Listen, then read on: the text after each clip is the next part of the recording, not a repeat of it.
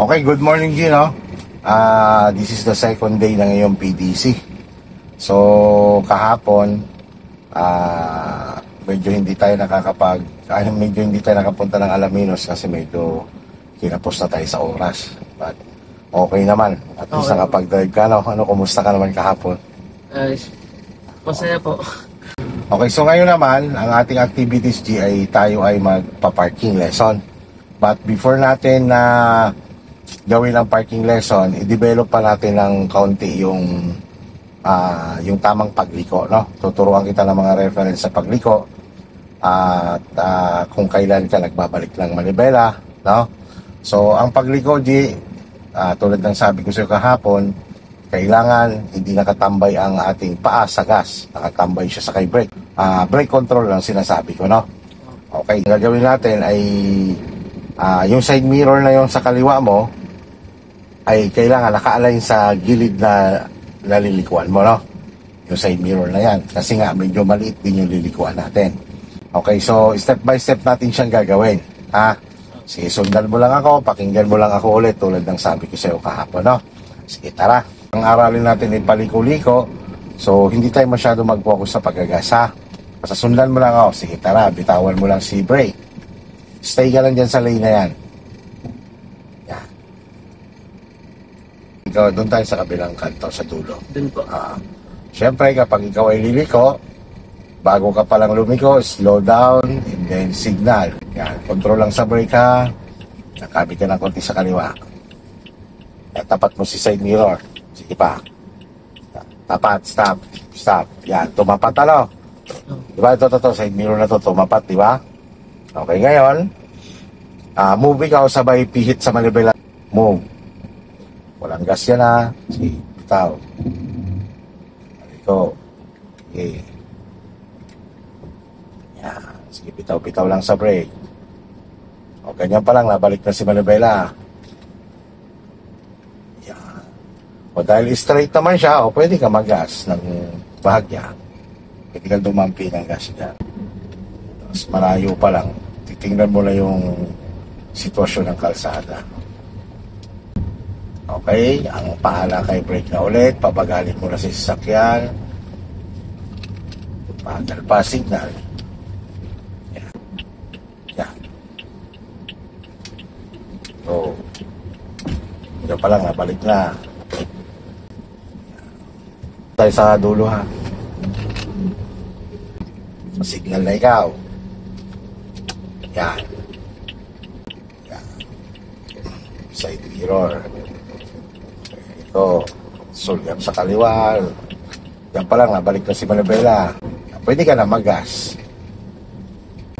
Nakalimut tayo mag-signal ha. Nakaganyan ka pa lang, G. Tama, nakatagilid ka pa lang na ganon. Dapat bumabalik na ang manibela mo. Kukontrolin mo si sasakyan, binabalik mo ang manibela mo. No?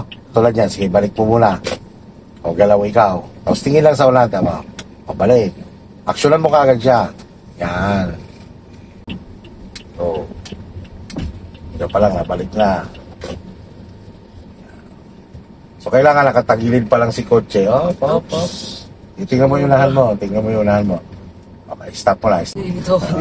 Normal yan. Kaya nga natin siya aaralin. Kapag lumiliko ka at pumipihit ka ng manibela, dapat ang tingin mo, ang point of view mo kasi simula dashboard, dyan sa ibabaw ng wiper, palayo, no? So, yun lang, dyan ka lang magbe-base. Bawat pihit ng manibela mo, ma-recognize mo yan kung saan laharap ang iyong sasakyan. So, ang ginagawa natin ngayon, ini-exercise natin ang steering wheel mo kapag lumiliko, no? O, signal ulit. Ang pahala kay brake, yan, bitaw lang. O, pag kakagad liliko, stop. Ganito. Yeah. Lagi mong tatandaan yung reference. Alam mo, pagka ikay lumiko ka agad na wala ka pa sa reference, so, kita mo, wala ka pa sa kanto, ibig sabihin, hindi pa naka-align yung side mirror mo sa gilid ng lilikuan mo at kumabig ka kagad ng manibela na sumayad yang or tumama yang gulong mo sa gutter. Kaya i-practice mo siya habang ikaw, halimbawa, nakuha mo si reference. Ngayon, nung pumipihit ka na ng manibela, sulyapan mo rin yung side mirror mo. Titingnan mo, spacing ng gilid ng sasakyan mo, at yung gutter na nililikuan mo, no? Siyempre, tinitingnan yung unahan. Okay, sige, go. Tingnan mo yung gilid. Yan. Patingnan unahan. Pagkatapos mo na matingnan yung gilid at hindi tumama, focus sa unahan. Ganito. Para hindi ka nalilito dyan. Pagkala mo, alam mo, katulad yan, diretso na yung sasakyan mo. Diretso na siya, huwag mong kakabigin, magbabago ang direksyon niya. Pagka binago mo pa siya, sige. Ulit lang, ikot-ikot lang. Kasi importante ito, G. Itong inaaral natin. Yun lang, exercise natin ang kamay mo sa manibela. So, di ba, nagpahinga ka. So, ganito, G, ha. Alisin mo paa mo sa brake. Diba, ganyan, ano? So, kumbaga, ang sitwasyon ay tumigil ka lang sa traffic light. Nag-neutral ka, nag-handbrake ka.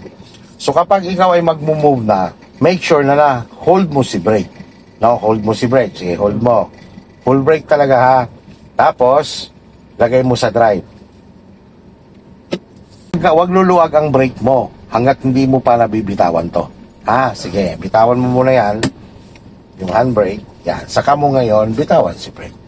Para maiwasan mo, nagre-release ka ng handbrake, gumagalaw na kagad ang sasakyan mo, no?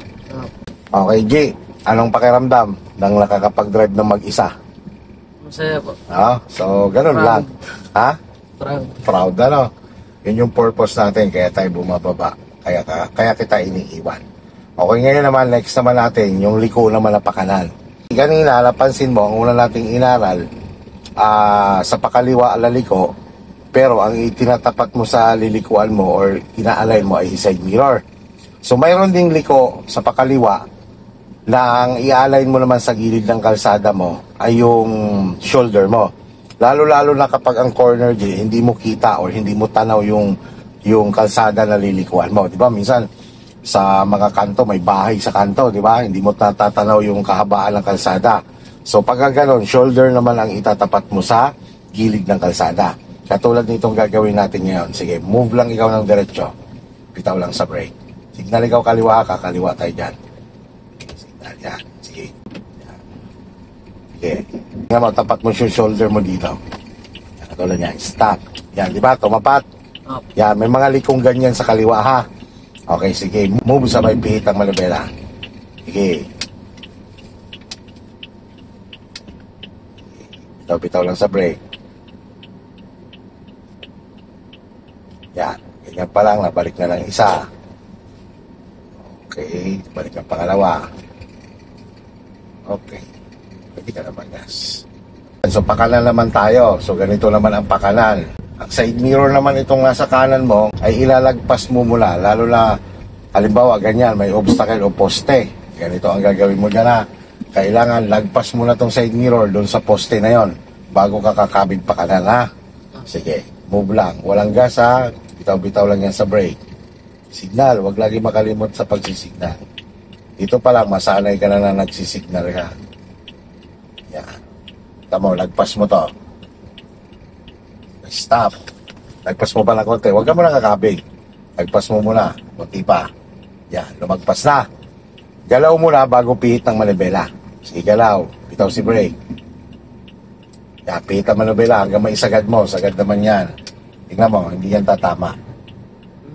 Di ba? Kailangan tinitingnan din. O dyan pa lang, nabalik na ang isa.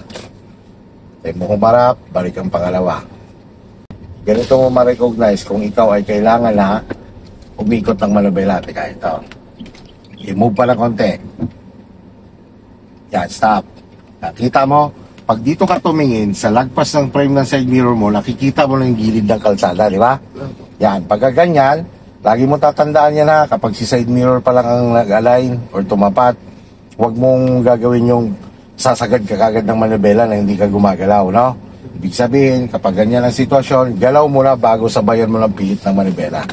Sige, galaw. Bitaw si brake. Sige, bitaw si brake. Yan, sabay pihit ng manibela hanggang maisagad mo. Tapos nasulyap sa kanan. O, alalayan mo ng brake. Balik ang manibela. Balik. Isa pa.